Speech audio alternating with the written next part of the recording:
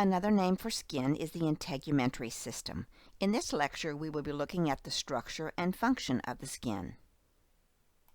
While the skin has a number of different functions, listed are some of the most important functions: protection, thermoregulation, which is regulation of body temperature, cutaneous sensation, the production of vitamin D, it acts as a blood reservoir, it's important in excretion or getting rid of waste products.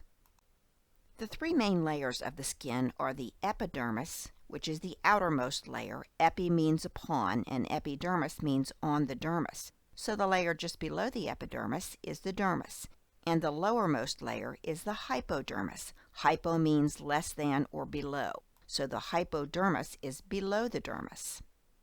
The epidermis is a very thick layer, and the reason for this is there's a lot of wear and tear on the epidermis.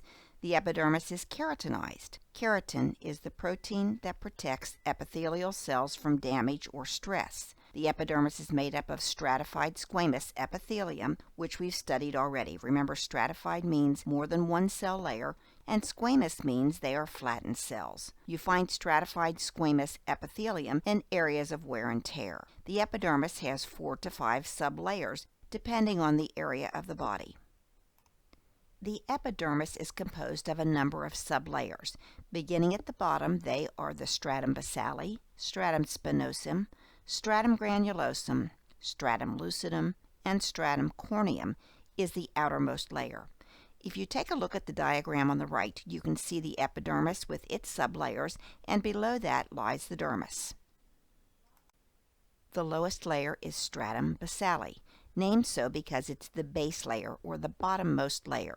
It is a single row of living cells.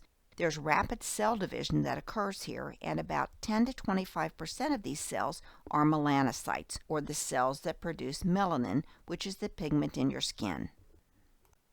The layer just above stratum basale is stratum spinosum. It is composed of several layers of living cells. Here there is cell division, but it's slower than you find in stratum basale.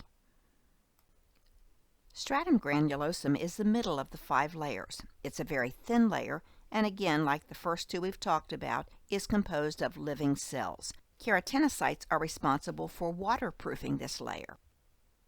Stratum lucidum is the 4th sublayer in the epidermis, moving from the bottom to the top.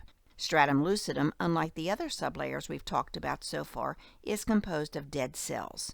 It is located only in thick skin, like the palms of the hands and the soles of the feet. If you look at the diagram on the right, you'll see the 5 sublayers. SC stands for stratum corneum, SL stands for stratum lucidum, SG stands for stratum granulosum, SS stands for stratum spinosum, and SB stands for stratum basale. Stratum corneum is the outermost sublayer of the epidermis. Like the cornea of the eye, stratum corneum covers the skin. It is composed of dead cells, and it serves to protect. The dermis is the thicker, deeper layer of the skin underlying the epidermis and made up of connective tissue. It lies on top of the hypodermis.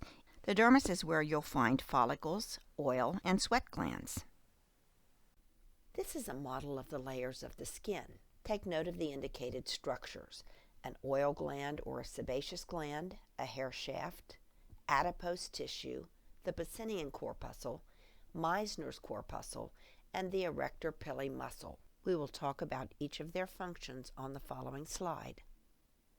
Here are the structures mentioned on the previous slide. They're located in the dermis. A hair shaft is the visible part of the hair. It's composed of a protein known as keratin and arises from the hair follicle, which is located in the dermis. An oil gland is also known as a sebaceous gland. It's usually attached to a hair follicle and will release an oil known as sebum. This helps to nourish the hair.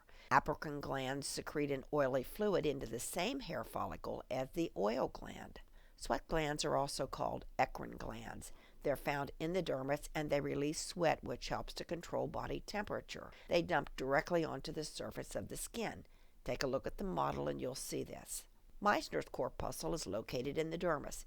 It is a sensory nerve ending that responds to mechanical stimuli like soft touch.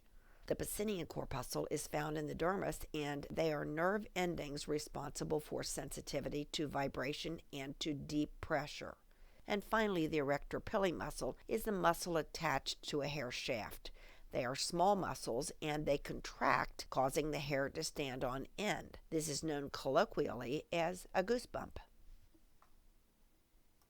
Here you can see the differences between an apocrine gland and an eccrine gland. Apocrine glands are usually larger and dump into the hair shaft. An eccrine gland is smaller and dumps directly onto the surface of the skin. I mentioned that hair is located in the dermis. Hair has a number of different functions. It's used for warmth. It prevents heat loss. It's used to detect insects on the skin. It serves a protective function, and it filters particles. Here are a few interesting facts about hair. There are about 100,000 hair follicles in the scalp. There are about 30,000 in a man's beard. The rate of hair growth is about 2 millimeters per week, and hair loss averages about 90 hairs per day. There is a condition known as alopecia. This is when hair begins to thin and baldness can occur. The causes of hair loss are high fever, surgery, severe emotional trauma, some drugs can cause it, excessive vitamin A, chemotherapy drugs, radiation, and genetics.